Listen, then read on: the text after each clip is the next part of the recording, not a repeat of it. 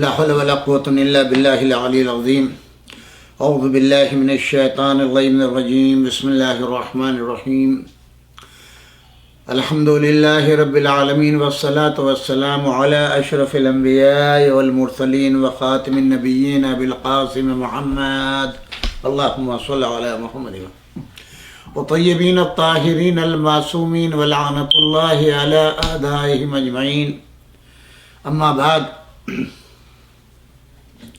سامعین کرام،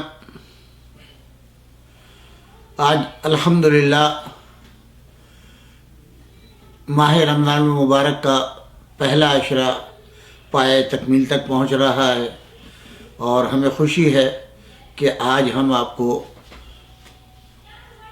عشرہ اولیٰ کی تکمیل پر مبارکباد پیش کرتے ہیں اور بارگاہ احدیت میں شکر گزار ہیں کہ یہ 10 دن اللہ نے ہمیں اور آپ کو اپنی اطاعت و فرما برداری میں گزارنے کی توفیق عطا کی، اور ہم نے ان کے روزوں کو پایہ تکمیل تک پہنچایا، اور اس کی بارگاہ میں دعا کرتے ہیں کہ جس صورت سے اس عشرہ اولیٰ کو مکمل کرایا اسی صورت سے بقیہ جو 2 عشرے رہ گئے ان کو بھی پروردگارہ پایہ تکمیل تک پہنچا، اور اس ماہ رمضان المبارک کی جو خیر و برکات ہیں وہ تمام سامعین کرام کے اوپر نازل فرما، ہم سب کو ان برکات و خیر کا مستحق قرار دے، اور ہم سب کے مرحومین کی مغفرت فرما. سامعین کرام، جیسا کہ ہم نے عرض کیا آپ کی خدمت میں کہ ہم جو ہے وہ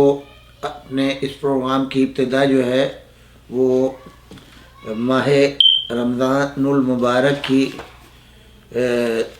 مشہور دعا سے، جو مختصر دعا ہے اعمال ماہ رمضان کے سلسلے میں مشترک اعمال ہیں، اس کے دعا سے ہر روز پروگرام شروع کرنے کی سعادت حاصل کرتے ہیں. آج بھی ہم اس دعا کو آپ کی خدمت میں پیش کر رہے ہیں. اللہم صلی علی محمد و آل محمد. بسم اللہ الرحمن الرحیم. اللہم ارزقنی حج بیتک الحرام فی عامی ھذا وفی کل عام ما ابقیتنی فی یسر منک وعافیت وسعۃ رزق ولا تخلنی من تلک المواقف الکریم والمشاہد الشریف وزیارت قبر نبیک صلواتک علیہ وآلہ وفی جمیع حوائج الدنیا والآخرہ فکن لی اللہم انی اسألک فیما تقضی وتقدر من الامر المحتوم فی لیلۃ القدر من القضاء الذی لا يرد ولا يبدل ان تکتبنی من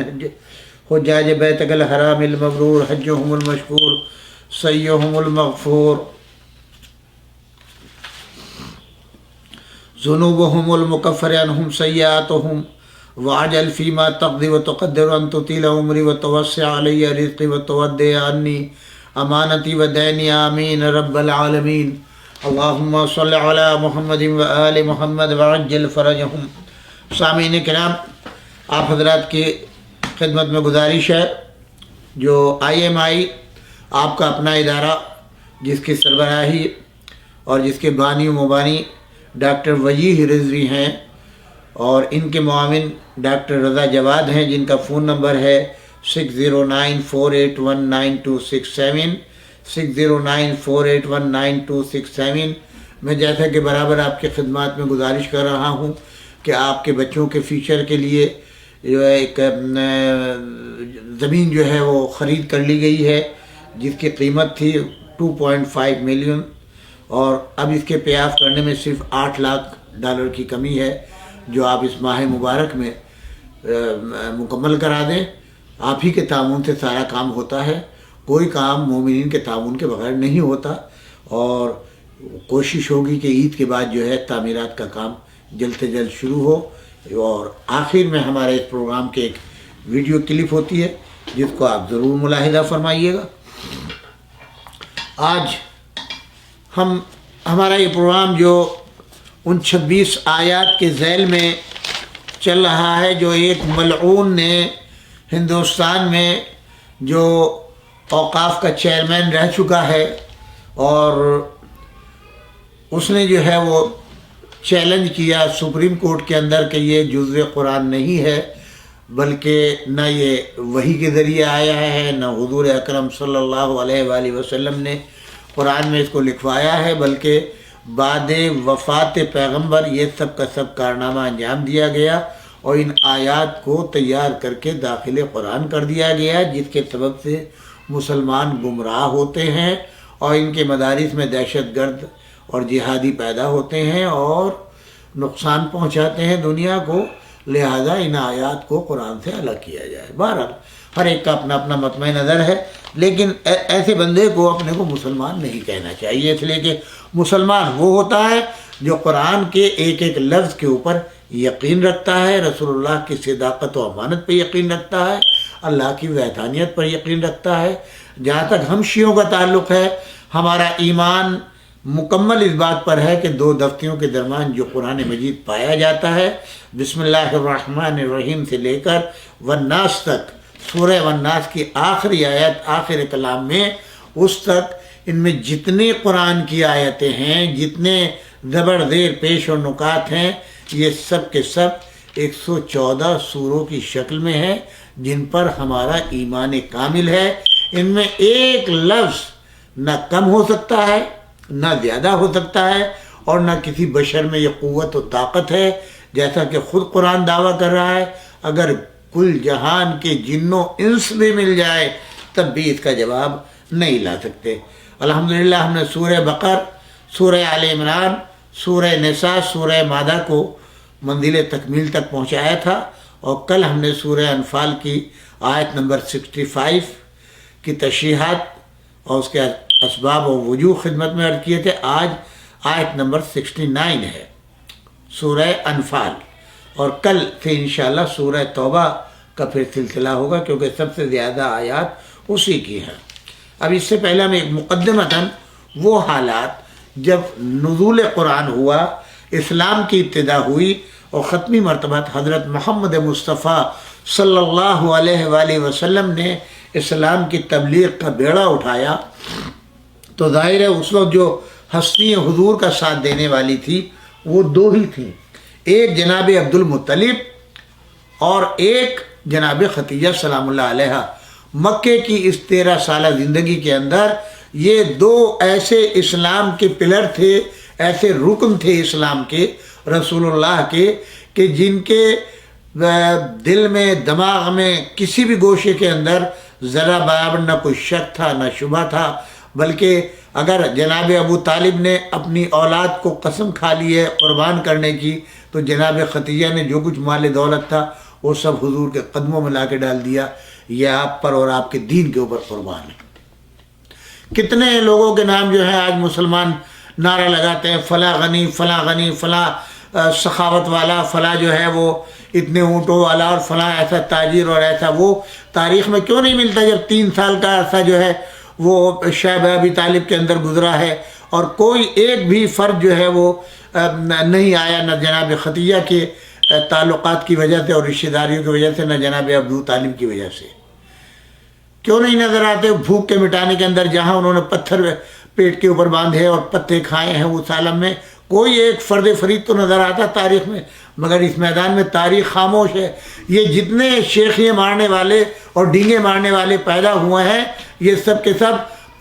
نہ رسول اللہ کی زندگی میں نظر آئے، نہ مکے اور مدینے کی تاریخ میں نظر آئے۔ ہاں نظر کب آئے؟ جب بنی امیہ کا عروج آ گیا، جب حکومت اور اقتدار میں وہ لوگ آ گئے اور انہوں نے تاریخ کو ترتیب دلانا شروع کیا، تب انہی نے جو ہے وہ ماشاءاللہ سے بڑے بڑے تور مارخار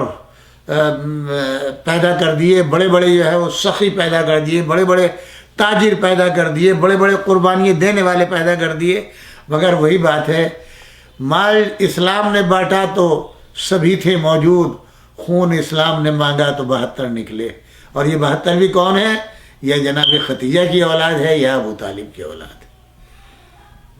تو اسی ضمن میں حضور اکرم صلی اللہ علیہ وآلہ وسلم کو جسمانی آزار رسانیوں کے جتنے واقعات ہیں، جیسے پتھروں کی بارش، شرع مبارک پر خط و خاشاک کا پھینکا جانا، یہ سب اسی دور سے متعلق ہے کہ جب جناب ابو طالب کا سایہ سر سے اٹھ چکا تھا، مگر یہ اس بزرگ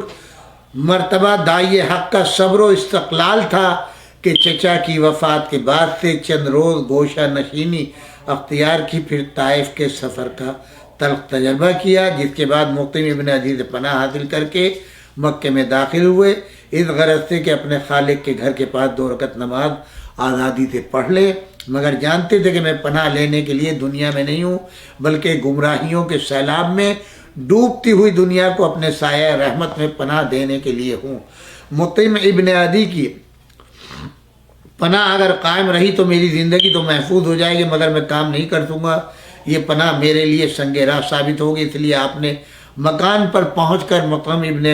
عدی کا شکریہ ادا کیا اور کہا کہ بس اب آپ کی ذمہ داری ختم، اب آپ مجھے اپنی پناہ کے بارے میں سبکدوش کیجیے۔ اس کے بعد آپ مکے کی گلیوں میں جب نکلتے تھے تو جہاں موقع ملتا تھا علی ابن ابی طالب علیہ السلام آپ کے ساتھ رہتے تھے، مگر علی بھی کرتے کیا، ابھی حضرت رسول خدا کے لیے یہ مصلحت پروردگار تو تھی ہی نہیں کہ یہ ذرہ برابر بھی مادی طاقت کو کام میں لا کر کسی کا مقابلہ کرے۔ یہ خون شباب کے روز افزو جوش و خروش کے عالم میں علی کے صبر و ضبط کا امتحان تھا، مگر وہ جانتے تھے کہ اس وقت ان کا جہاد اسی میں ہے کہ کوئی ایسی بات نہ ہونے پائے کہ کافر ہم پر بدامنی پیدا کرنے کا الزام عائد کر سکے۔ اکثر حضرت علی ابن ابی طالب اور زید ابن حارثہ کا بھی گھر کے ضروریات کی بنا پر آپ کے ساتھ ہونا ممکن نہ ہوتا تھا، آپ تنہا راستوں سے گزرتے تھے۔ اس وقت مشرکین کی ہمت اور زیادہ ہوتی تھی اور دل کھول کر تکلیفیں پہنچاتے تھے، مگر آپ کا یہ عالم کہ اکثر سر اٹھا کر بھی نہ دیکھتے تھے، مڑ کر نظر بھی نہ کرتے اور کسی مقابلے کا ذکر کیا کسی کے لیے کوئی سخت کلمہ بھی نہ کہتے اور بد دعا بھی نہ کرتے، مگر جب موقع ملتا تو پیغام حق کے سنانے سے لب پھر بھی خاموش نہ کرتے، خصوصیت کے ساتھ جب موسم حج آتا تھا اور لوگوں کے ہتھیار نیاموں میں چلے جاتے تھے تو آپ ادھر ادھر آنے والے قبائل کے خیموں میں جاتے اور ہر ایک کو دعوت حق دیتے اور اپنی نصرت و حمایت پر آمادہ کرتے، مگر نتیجہ کیا تھا اس کے متعلق ابن سعد کے الفاظ ہیں، عرب کا کوئی قبیلہ آپ کی دعوت پر لبیک نہیں کہتا تھا بلکہ آپ کو آزار پہنچاتا تھا اور گالیاں دی جاتی تھیں، مگر آخر اس حسن کردار، اس ثبات قدم اور اس صبر و استقلال کا اثر کہاں تک نہ ہوتا، ایک دن خود مکے والوں میں بہت سوں کے ضمیر میں یہ احساس پیدا ہونا لازمی تھا کہ ایک تنہا شخص جس سے اب اپنے چچا کا سہارا بھی قطع ہو گیا ہے، اسے ہر طرح کی تکلیفیں پہنچائی جاتی ہیں اور وہ اپنی بات سے نہیں ہٹتا، اس بات میں تو کوئی وزن ہے ہی۔ ان میں سے بہت سوں کے اندرونی احساسات کا کچھ تجزیہ ایک صاحب قلم نے اچھے الفاظ میں اس طرح کیا ہے کہ ان میں سے اکثر دل ہی دل میں کہتے تھے کہ اس شخص کے خیالات کیسے ہی کیوں نہ ہو، اس کے اصول جو بھی ہوں وہ پاک باز، راست باز اور مخلص ضرور ہے۔ بچپن سے اس نے ایسا کوئی فعل نہیں کیا جو قابل اعتراض ہو، وہ زندگی کے اسرار کو خوب جانتا ہے، وہ حیات بعد الممات سے کما حق ہو واقف ہے۔ کہا جاتا ہے کہ خیالات کا اثر طبیعت پر ضرور پڑتا ہے۔ لوگوں میں جب یہ خیالات پیدا ہوئے تو انہوں نے رسول خدا کی تقریروں کو غور سے سنا، جو وہ خدا کا پیغام سنتے ان کی طرف زیادہ بڑھتی اور وہ جو جابر، ظالم اور مفسد تھے ان کے دل نرم پڑ گئے اور وہ جو مایوس اور مفلوق الحال تھے ان کے قلب کو بہت زیادہ سکون ہو گیا۔ مسلمانان عالم جلد اول صفحہ 56 سے 60 تک۔ مگر عوام کے یہ بڑھتے ہوئے احساسات اور تصورات کو بھی ان خاص با اقتدار اشخاص کو جنہیں آپ کے مشن کی کامیابی سے اپنے مفادات کو خطرہ محسوس ہوتا تھا، آپ کے خلاف اناد میں اور شدت پیدا کرنے کے باعث بنتے تھے۔ جوئندہ یا بندہ، وہ داعی حق جو طلبگاران حق کی تلاش میں تھا، وہ ابر بہارا جو پیاسوں کی جستجو میں ہر طرف حیران و پریشان پھر رہا تھا، اور وہ ہاتھ تھامنے والا جو اس فکر میں سرگردہ تھا کہ کوئی اس کا سہارا لینے پر تیار ہو جائے۔ آخر کچھ ایسے طلبگار، ایسے پیاسے اور ایسا سہارا لینے والے پا ہی گئے۔ طبقات ابن سعد جلد اول صفحہ 146 پر لکھتے ہیں، وہ وقت آ ہی گیا، اللہ کی مشیت مقتضی ہوئی کہ وہ اپنے دین کو نمایاں کرے، اپنے رسول کی امداد کرے اور اپنے وعدے کو پورا کرے، تو اس نے اپنے انصار کے اس گروہ تک پہنچا دیا جسے اس عزت سے سرفرازی عطا کرنا اسے نصیب ہوئی۔ نصیب میں لکھ دیا گیا تھا۔ اب کا مدینہ منورہ اس وقت یثرب کہلاتا تھا۔ یہاں پیغمبر اکرم صلی اللہ علیہ وآلہ وسلم کی ننیال تھی۔ یہاں کے دو طاقتور قبیلے اوس و خزرج تھے جو بت پرستی میں مصروف تھے، آپس میں سخت جنگ و جدل بھی ہوا کرتے تھے۔ بہت سے یہودی یہاں مدت دراز سے بسے ہوئے تھے جنہوں نے اپنے بزرگوں سے جو توریت کے مندرجات سے واقف تھے پیغمبر اسلام صلی اللہ علیہ وآلہ وسلم کے ظاہر ہونے اور اس سرزمین مدینہ پر آ کر قیام کرنے کی بشارتیں سنی تھی، اور وہ ان قبائل اوس و خزرج کے سامنے اس کا تذکرہ کرتے رہتے تھے کہ دیکھو آخری رسول جب اس شہر میں آئے گا تو تمہاری سب بت پرستی ختم ہو جائے گی اور تمہیں ہمارے سامنے سر اطاعت خم کرنا پڑے گا۔ ان لوگوں کی ان خبروں سے اہل مدینہ کے ذہن میں بھی اس رسول کی آمد کا ایک تصور پیدا ہو گیا تھا۔ حضرت محمد صلی اللہ علیہ وآلہ وسلم موسم حج میں ہر نو وارث قبیلے کے پاس پہنچنے کی کوشش فرماتے رہتے تھے۔ اسی ذیل میں یثرب سے آنے والے افراد کی تعداد بھی پہنچ گئی جو اس وقت سر منڈوا رہے تھے۔ ابن سعد لکھتے ہیں کہ آپ ان کے پاس بیٹھ گئے اور انہیں اللہ کی طرف دعوت دی، قرآن پڑھ کر سنایا، جس پر ان سب نے اللہ اور رسول کی آواز پر لبیک کہی، فوراً ایمان لائے اور تصدیق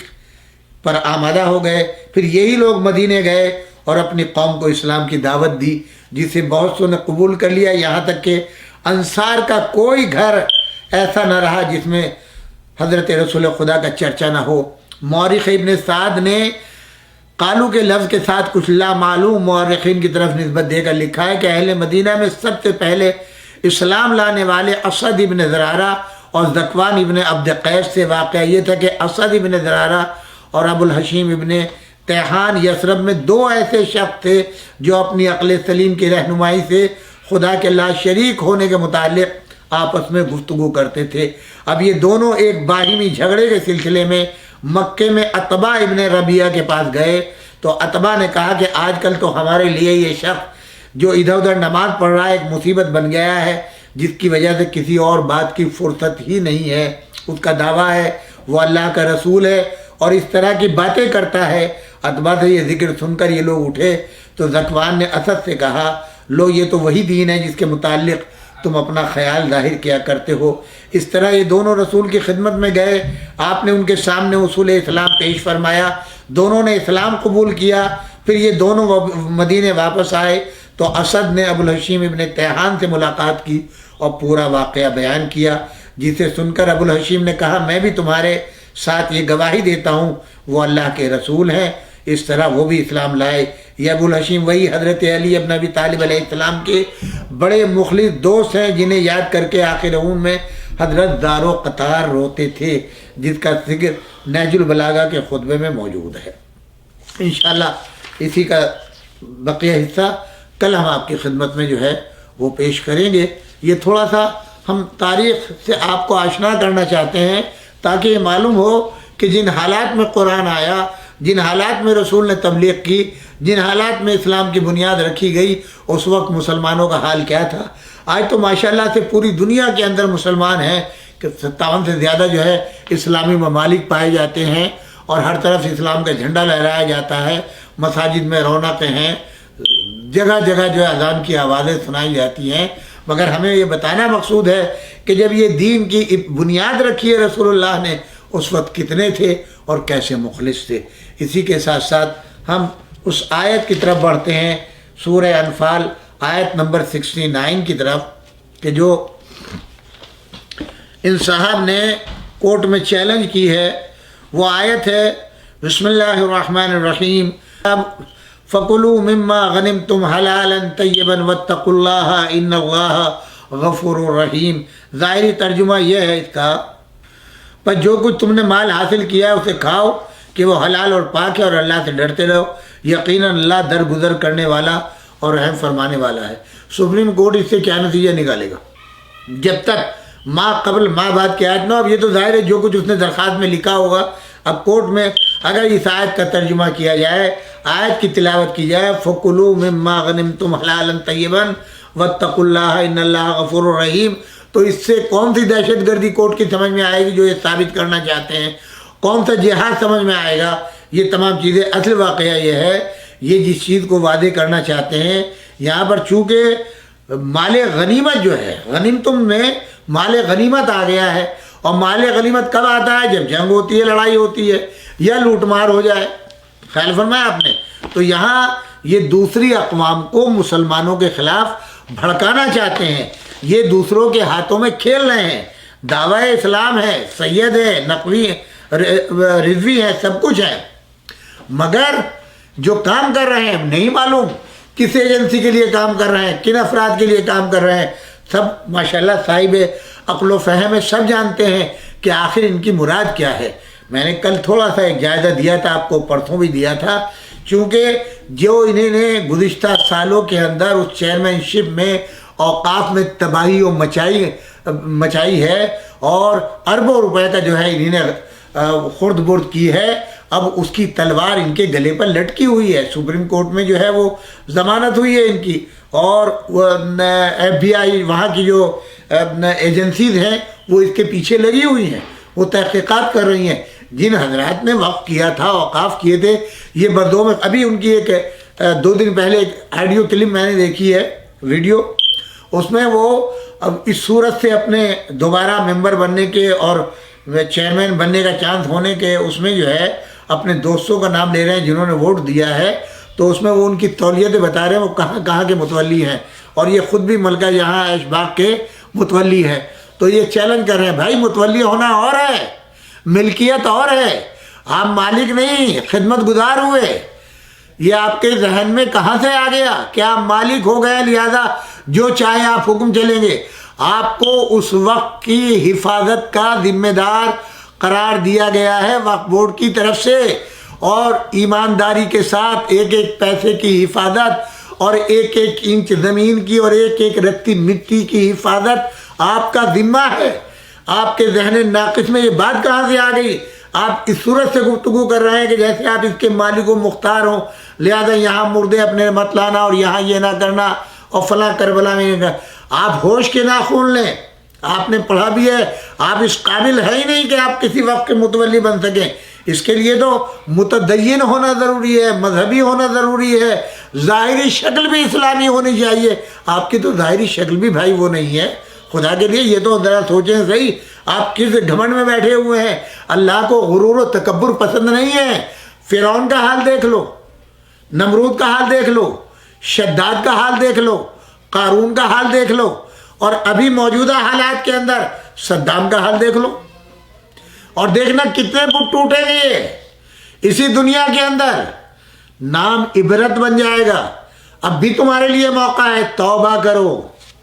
قرآن کے اندر اسی لیے احکامات بیان کیے گئے ہیں، واقعات کو بیان کیا گیا، ان سے تم سبق حاصل کرو. مگر کہاں ہے بندے؟ کتنے دن کی سانس ہے، کتنے دن کی زندگی ہے؟ کل اسی مٹی میں مل جانا ہے ہر بندے کو. کہاں کی دولت، کہاں کا عہدہ؟ اگر کوئی چیز کام آئے گی تو صرف آخرت میں. ولائے آل محمد اور ولائے آل محمد سے پہلے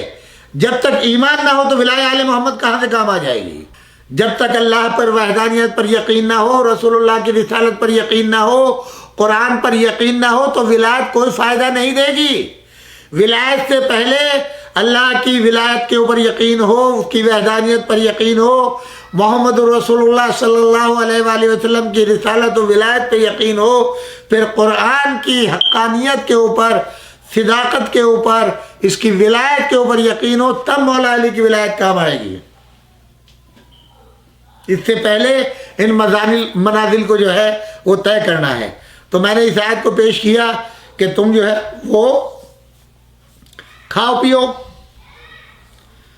اس آیت کی تفسیر میں جنگ بدر میں لشکر قریش کے جو لوگ گرفتار ہوئے تھے ان کے متعلق بعد میں مشورہ ہوا کہ ان کے ساتھ کیا سلوک کیا جائے. نبی اکرم صلی اللہ علیہ وآلہ وسلم نے کو بہت سے لوگوں نے مشورے دینے کی کوشش کی. اس میں کہا گیا کہ ان سے فدیہ لے کر کے ان کو چھوڑ دیا جائے. اس پر اللہ تعالیٰ نے یہ آیات بطور عتاب نازل فرمائی، مگر مفسرین آیت کے اس فقرے کو کوئی معقول تعویل نہ کر سکے، کہ اگر اللہ کا نوشتہ پہلے نہ لکھا جا چکا ہوتا، وہ کہتے اس سے مراد تقدیر الہی ہے۔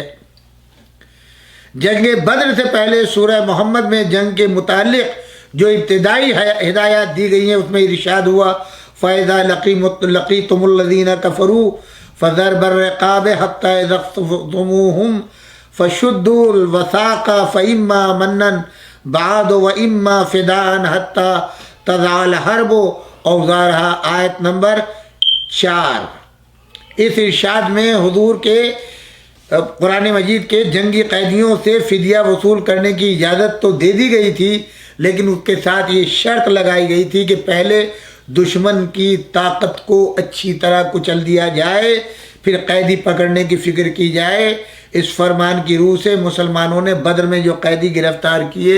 اور اس کے بعد ان سے جو فدیہ وصول کیا وہ تھا جو اجازت کے بغیر، مگر غلطی یہ ہوئی کہ دشمن کی طاقت کو کچل دینے کی جو شرط مقدم رکھی گئی تھی اسے پورا کرنے میں مسلمانوں نے اس وقت کوتاہی کی،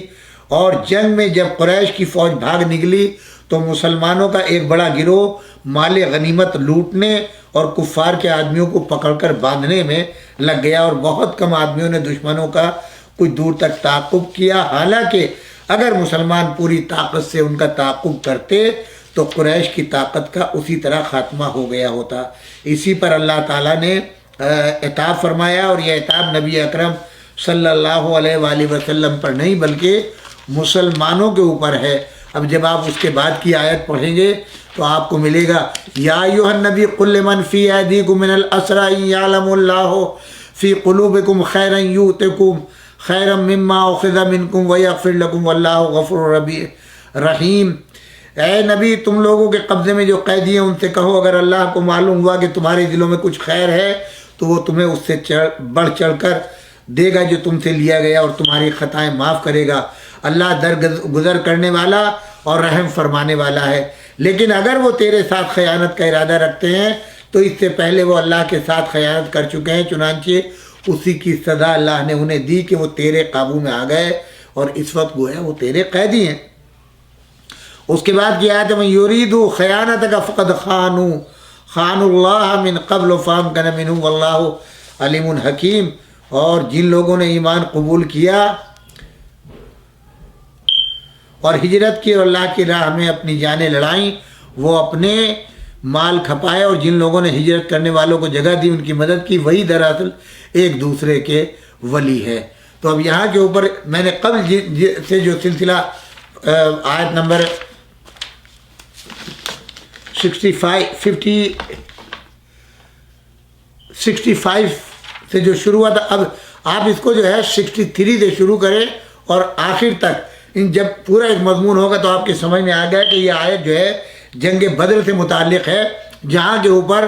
اگر تمہارے اور اسی میں چونکہ پہلی جنگ اسلام کی جنگ بدر، اسی میں جنگ کے اصول بھی قرآن نے ترتیب دیے ہیں کہ قیدیوں کے ساتھ کیا سلوک کرنا ہے، جب لوگ تمہیں چیلنج کریں تو کیا کرنا ہے، جب تو لوگ جو ہے جنگ میں فرار ہو جائیں تو کیا کرنا ہے، ان کے مال و اسباب کے ساتھ کیا کرنا ہے۔ یہ تمام کے تمام احکامات اسی سورہ کے اندر اسی موقع کے اوپر نازل ہوئے ہیں، اور مسلمانوں کو بتایا گیا ہے کسی بھاگتے ہوئے کا پیچھا نہ کرنا، بغیر دھوکے سے کسی کے پشت سے حملہ نہ کرنا۔ وہ تمام کے تمام اصول جنگ کے اگر عملی طور کے اوپر اپنائے ہیں اور تعلیم دیے ہیں تو وہ ایک ہی ذات ہے، مولا امیر المومنین علی ابن ابی طالب علیہ الصلاۃ والسلام۔ اگر ایسا نہ ہوتا تو جب جنگ خندق کے اندر عمر کو سر کو قلم کر لیا اور یہ لوگ 4 افراد آئے تھے، اور جب دوسرے وہاں سے بھاگنے لگے تو اصحاب میں سے جن میں ایک ہیبت عمر کی طاری ہو گئی تھی، اور تاریخ کہتی ہے کہ ایسے لوگ سر جھکائے رسول اللہ کے سامنے بیٹھے تھے جیسے ان کے سروں کے اوپر طائر بیٹھ گئے ہوں، اور وہ طائر ایسے بیٹھے ہوئے ہوں کہ اگر یہ سر اٹھائیں تو وہ اڑ جائیں گے، اس طرح سر جھکا لیا۔ کوئی ایک جانے کے لیے تیار نہیں تھا۔ حضرت علی علیہ السلام 3 مرتبہ اٹھے، رسول اللہ نے تینوں کو بٹھا دیا، یہاں تک کہ حضور کو کہنا پڑا ارے یہ ایک کتے کے مثل ہے، اس کی قوت و طاقت کیا ہے، جاؤ ہمت کرو، مگر ایک مسلمان نہیں اٹھا۔ تینوں مرتبہ مولا امیر المومنین علی ابن ابی طالب اٹھے، اور تاریخ کے الفاظ یہ ہیں کہ جب مولا امیر المومنین اٹھے ہیں اور جانا چاہا ہے تو اس وقت رسول اللہ نے فرمایا یا علی جانتے ہو کون ہے؟ عمرو ابن عبدود ہے. یعنی بتانا یہ چاہتے تھے کہ عمرو ابن عبدود کا ایسا ہوا ان کے دلوں پر ان کے قالب پر بیٹھ گیا ہے کہ اب ان کے ہوش و حواس ٹھکانے نہیں ہے. تب مولا نے پلٹ کر کے کہا یا رسول اللہ اگر وہ عمر ہے تو میں بھی علی ابن ابی طالب ہوں، میں دیکھتا ہوں. تب رسول اللہ نے آپ دیکھیں کیا شان رہی ہوگی، اپنا امامہ سجایا علی کے سر کے اوپر، علی کا امامہ خود پہنا، اپنی ابا علی کے دوش پر ڈالی، علی کی ابا اپنے دوش پر ڈالی، اپنی ذوالفقار جو ہے وہ علی کو حمائل کی، اپنے گھوڑے کے اوپر سوار کیا اور اب علی میدان کے اندر گئے ہیں. آپ ذرا سوچیں. اور اب یہ تب متفقہ فیصلہ ہے امت مسلمہ کی تاریخ کا کہ رسول اللہ نے فرمایا کہ آج علی ابن ابی طالب کی ایک ضربت، علی کی ایک ضربت کل کائنات کی عبادت کے اوپر بھاری ہے. ایک پلے میں کل کائنات کی عبادت رکھو، ملائکہ کی، جن کی، انس کی، اہل آسمان، اہل زمین، اہل شرق، اہل غرب، اہل شمال و جنوب، ان سب کی عبادتیں، وحوش و طیور، ان سب کی عبادتیں ایک پلے میں رکھو اور ایک پلے کے اندر علی کی ایک ضربت رکھو تو علی کی ضربت جو ہے وہ بھاری ہوگی اور وہ افضل ہوگی. لوگ کہتے ہیں کہ فلاں کا ایمان اور پوری امت کا ایمان جو ہے اس کا تقابل کرو. یہاں تو کل کائنات عالمین کی عبادت جو ہے وہ مقابلے پر لے آؤ، صرف ایک علی کی ضربت، یہ ہے ایمان. اور جیسا کہ میں نے کہا تو اس وقت جب علی ابن ابی طالب علیہ السلام سر قلم کر رہے تھے اور یہ دیکھ کر کے خوفزدہ ہو کر کے بقیہ 3 ساتھی بھاگے تو ایک ساتھی کے پیچھے جلیل القدر صحابی جو تھے وہ بھاگے نیزہ لے کر کے اور اس نے گھوڑے کو اور تیز دوڑایا کہ شاید علی پیچھا کر رہے ہیں، مگر ایک دم اس کے ذہن میں یہ آیا کہ علی کے صفات خصوصی میں یہ ہے کہ وہ کسی بھاگے ہوئے کا میدان سے پیچھا نہیں کرتے، تو یہ علی تو ہو نہیں سکتے ہیں. جب علی کی خصوصیت اور صفات میں یہ ہے تو اس نے مڑ کے دیکھا تو بڑے حضرت ملے، کہا اچھا آپ ہیں، اور نیزہ گلے پر رکھ دیا اور کہا کہ یاد رکھنا آج میرا احسان کہ آج تمہاری زندگی میرا دیا ہوا صدقہ ہے. فرمان الہی کا منشا یہ ہے کہ تم لوگ ابھی نبی کے مشن کو اچھی طرح نہیں سمجھے ہو. نبی کا اصل کام یہ نہیں ہے کہ فدیے اور غنائم وصول کر کے خزانے بھرے، بلکہ اس کے نصب العین سے جو چیز براہ راست تعلق رکھتی ہے وہ صرف یہ ہے کہ کفر کی طاقت ٹوٹ جائے. تم لوگوں پر بار بار دنیا کا لالچ غالب ہو جاتا ہے. پہلے دشمن کی اصل طاقت کے بجائے قافلے پر حملہ کرنا چاہا، پھر دشمن کا سر کچلنے کے بجائے غنیمت لوٹنے لگے اور قیدی پکڑنے میں لگ گئے، پھر غنیمت پر جھگڑنے لگے. اگر ہم پہلے فدیہ وصول کرنے کی اجازت نہ دے چکے ہوتے تو اس پر تمہیں سخت سزا دیتے. خیر اب جو کچھ تم نے لیا ہے وہ کھا لو، مگر آئندہ ایسی روش سے بچتے رہو، خدا کے نزدیک ناپسندیدہ ہے. میں اس رائے پر، یہ احکامات تھے جو میں نے آپ کی خدمت میں عرض کیے کہ اس سے نہ کوئی دہشت گردی کی تعلیم ہو رہی بلکہ ایک اصول اور ایک قاعدہ اور ایک قانون جو ہے وہ بتلایا جا رہا ہے، اس کی ترویج بتائی جا رہی ہے. خدا نہ خواستہ یہ نہیں کسی پر تم بغیر اطلاع کے حملہ کر دو، بغیر جانے بوجھے جو ہے دوسرے کو پتہ بھی نہ ہو اور تم پوچھ سے حملہ کرو یا رات کی تاریکی میں. نہیں، ہوشیار کر کے. شجاع اور بہادر شخص وہ ہوتا ہے جو کبھی پیچھے سے حملہ نہیں کرتا، کبھی دھوکہ دے کے حملہ نہیں کرتا. اور پھر تم اپنے دفاع میں، اسلام نے جتنی تعلیم دی ہے وہ دفاع کے لیے دی ہے، جنگ کرنے کے لیے نہیں دی. بغیر کسی کی لوٹ مار قبضہ اور مال کو لوٹ لینا یا اذیت پہنچانا اسلام میں قطعی طور پر جائز نہیں ہے. وہ کوئی بھی ہو، سب سے تعلقات رکھو مگر اپنا سرپرست نہ بناؤ. دین، اللہ سب سے بزرگ ہے، اللہ سب سے بڑا جو ہے وہ مالک و مختار ہے، اور یہ پوری کائنات اللہ کی حکومت ہے، اور تم اللہ کے بندے ہو تو تم اللہ کے ماتحت ہو. یہ ملکی قید و بند ہے ہمارے لیے، ورنہ عقیدے اور ایمان کے اعتبار سے یہ ملکوں کی دیواریں کوئی چیز نہیں ہے. پوری کائنات کا خالق اللہ ہے اور بندہ کہیں بھی رہ سکتا ہے، مگر چونکہ ایک نظام دنیا ہم نے بنا لیا ہے، یہ فلاں ملک کا ہے، یہ فلاں ملک کا ہے، یہ فلاں ملک کا ہے، اس لیے ہم لوگ جو ہے ٹولیوں میں بٹ گئے ہیں. ورنہ اللہ ایک ہے، اس کا دین بھی ایک ہے، کتاب بھی ایک ہے، اس کا نبی بھی آخری پیغمبر. پروردگار عالم ہم سب کو صحت و سلامتی عطا فرمائے، آپ کے رزق میں خیر و برکت عطا فرمائے، آپ کے بچوں کو سلامتی عطا فرمائے، کوئی غم نہ دے سوائے غم اہل بیت کے، آپ کو اسلام کا سچا محب اور مخلص قرار دے، قرآن کا مطالعہ کرنے والا حق پرست قرار دے۔ پروردگار عالم آپ پر اپنے خیر و برکات نازل فرمائے۔ آخر کلام میں گزارش ہے جناب سید ارشاد رضوی صاحب اور جناب امتیاز تھاورانی صاحب، پروردگار ان سب کو صحت و سلامتی دے۔ ان کے مرحومین ناصر علی، زہرا بنت رحیم، علی مختار، محمد حسن، خطیہ بنت رحیم علی، ابو المہدی قمبر علی، آپ سب کے مرحومین، میرے مرحومین، میرے والدین اور وہ اساتذہ جنہی نے آپ کو قرآن اور دینیات کی تعلیم دی، ان سب کے لیے ایک سورہ فاتحہ کی گزارش ہے، اور خصوصی طور پر صحت کے لیے امیر العلماء آیت اللہ مولانا سید حمید الحسن صاحب قبلہ، مولانا محمد حسنین میرٹھی، مولانا میثم زیدی صاحب اور مولانا محمد غافر صاحب قبلہ، اور یہاں پر ہمارے بھائی جناب سید ظفر نقوی صاحب شدید بیمار ہیں، اور جو مومن اور مومنات بیمار ہیں،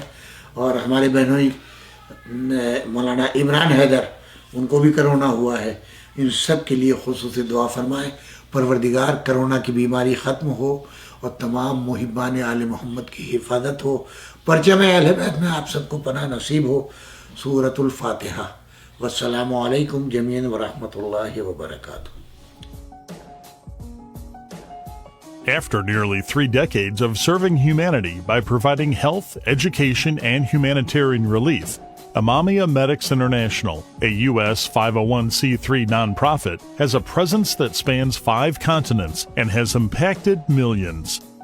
What you see now is the vision for IMI's future, one that supports our infrastructure and projects, as well as initiatives that will ensure fiscal security as we move forward.